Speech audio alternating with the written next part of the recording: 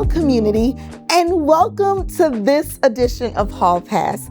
I have the privilege of standing in Bryan Middle School with Mrs. Gley, who is Bryan's middle school teacher, science department lead. But what I found so exciting and interesting is you have a very long history in Elmhurst in District 205. Can you share a little bit of those connections to our school community? Sure. I am a graduate of D205. Okay. I went to many elementary schools. We moved a little bit, so I have experience at several of them. Okay. I went to Sandburg. I didn't go to Bryan, but I did graduate from York. Okay.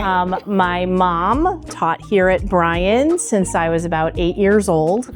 And I started teaching in another district, but when I came to Bryan, we overlapped for 1 year. When I was in college, I worked for the school district on paint crew. You name it, I have painted it. You painted it? Yes, parking lot lines, classrooms. I think at one time I even was really good at doing the freehand numbers on the 4 squares on the elementary parking lots. And my children came here to Bryan as well. So multi-generational connections here to Bryan Middle School. That is amazing. And obviously, me being a student, prior student at Bryan as well, I fondly remember your mom. So that's super cool. She would love that. Yeah.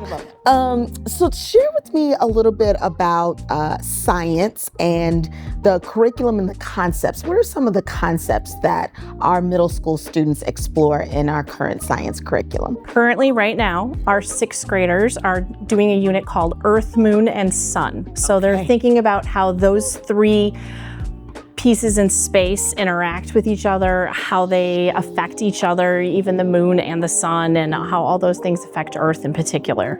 Our 7th graders are studying thermal energy, so thinking about how energy is transferred via molecular speed.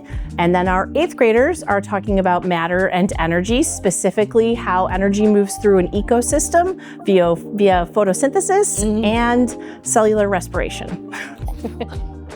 That's a lot. Oftentimes we say that we want learning to be relevant, for our students to understand and see the connections of what they're learning inside the classroom to real world experiences. Can you share a little bit as to how you help students make those connections of the science content and how they will interact with that within the world? Actually, it's really easy with our current science curriculum.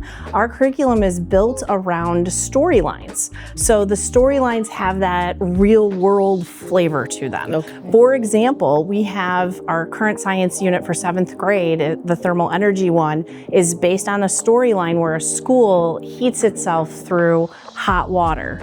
And our school, Bryan, heats itself through hot water. And so the students learn about that concept through that real world application. So that invites us to think about, well, how does Bryan work? I know it's still in the school, but it's a real world situation. Many of the students have radiator heat at home. So they're thinking about how that hot water moves through their house, how it transfers energy to the air. And maybe even possibly here at Bryan, we do a little trip to the boiler room to see how that works. Just going to ask, is it true that we do a little field trip?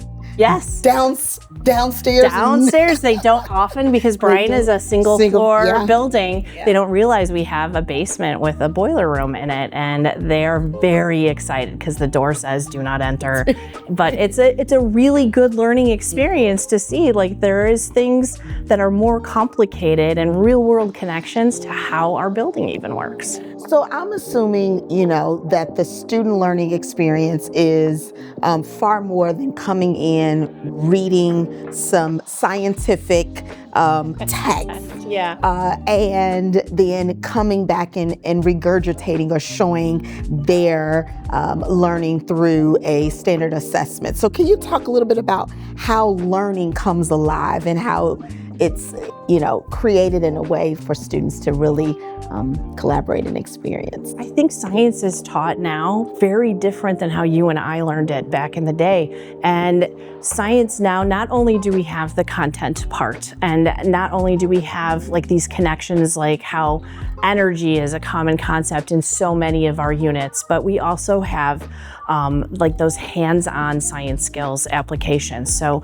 in 7th grade science, again, because that's what I teach the most of, we are dissecting squid later this year, which is a huge thing that kids love. So they're playing with real tools and they're working with something that they may never have thought about on a scientific level before.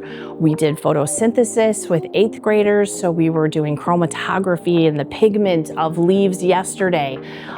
It just gives them that little hands-on experience that helps them like hang what they're reading about, like hang a hat on it, and it gives them that connection that maybe they wouldn't have if they just sat there and took notes. Wow. Although that's also important. That is important. That is important. I really, really appreciate you taking time to share with us. We know how important science is. We know that science and the learning starting in elementary, even through their middle school experience, sets them up for high school and then obviously college, career, and life beyond. Yes. So thank you so very much for sharing just a little bit as to how we are supporting our students as it relates to the content of science. Thank you so much, community, for joining us on this edition of Hall Pass. I'll see you next time.